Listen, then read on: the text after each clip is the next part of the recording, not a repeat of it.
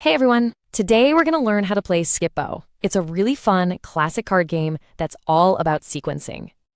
You can play this with anywhere from 2 to 6 people, and a typical game only takes about 20 minutes. So, it's perfect for a quick game night.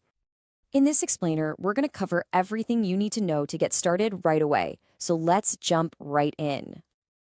All right, first things first, what is the goal? What are you trying to do? It's actually super simple. The first player to get rid of every single card in their personal stockpile wins. That's it. Okay, let's talk about setting up the game. So during the game, you're going to have 4 main areas to keep track of. You've got your own stockpile, a central draw pile for everyone, the building piles in the middle, and then your own personal discard piles. All right, here's how you set it all up. First, whoever draws the highest card is the dealer. Now, the dealer is going to hand out the stock piles. If you've got 2 to 4 players, everyone gets 30 cards. If it's 5 or more, everyone gets 20. You'll put your stockpile face down, but go ahead and flip that very top card face up.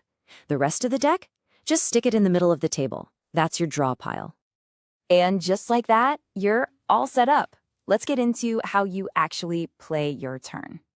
Your turn is always going to follow 3 really simple steps. Just remember: draw, play, and discard. So the first thing you do on your turn is draw cards from that center draw pile. Keep drawing until you have 5 cards in your hand. Okay, step 2 is where all the action happens, playing your cards. You're going to be playing them onto what are called building piles in the center. You can have up to 4 of these piles active at any time. Now, where can you play cards from? Well, you've got a few choices. You can play that top face-up card from your stockpile. You can play the top card from any of your discard piles, or you can play a card right out of your hand. So how do these building piles work? Well, they always have to start with a 1 card, or a Skip-Bo card. Then you just build them up in order, 2, 3, 4, all the way to 12. Once a pile hits 12, you clear it away, and that spot opens up for a new pile to start. Wait, I just mentioned a Skip-Bo card. So what's that all about?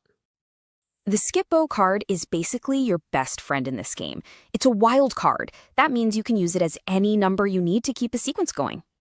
All right, so you've played all the cards you can or want to. To end your turn, you have to do one last thing.